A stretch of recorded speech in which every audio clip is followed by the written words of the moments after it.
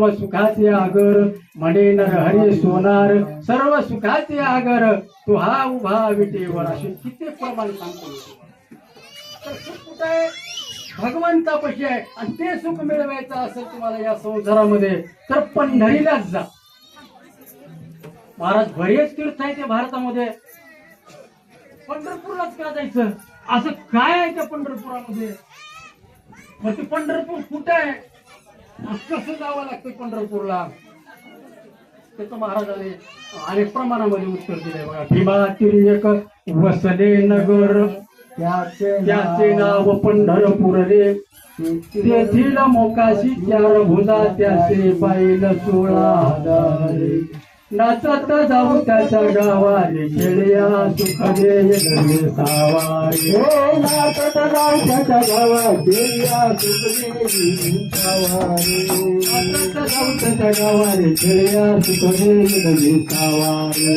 नाचत जाऊ त्याच्या गावात, खेळया सुख दे नवे सावारे. तर पंढरपूरला नाचत नाचत नाचत देवाचं नाम स्मरण करत जायचं असतं. आमची पोरं नाचतेच,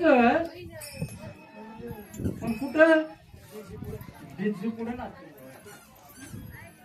आता का नाचते हे काय तुम्हाला कळलं नाही.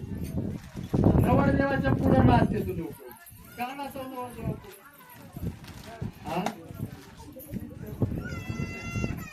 असं कोणतं भारी काम केले जगात कोणी केलंच नाही. असं काम भारी केलं का त्याच्या पुढे नाचायला?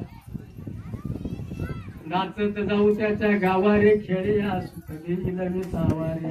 तर देवाच्या दरबारामध्ये नाचा, नाचू कीर्तनाचे तरंगे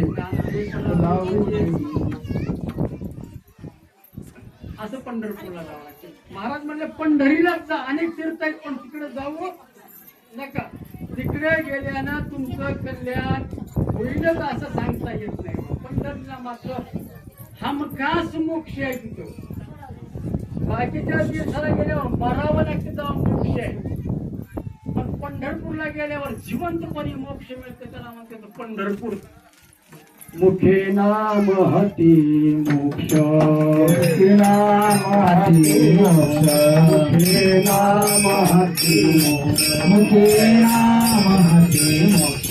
ऐसे साक्ष बहुताचे, ऐसे साक्ष बहुताचे, ऐसे साचे बहुताचे, ऐसे साचे बहुताचे, ऐसे साचे बहुताचे, ऐसे साचे बहुताचे. पंढरपूरला गेलात तर तुम्हाला तात्काळ मोक्ष भेटणार आहे.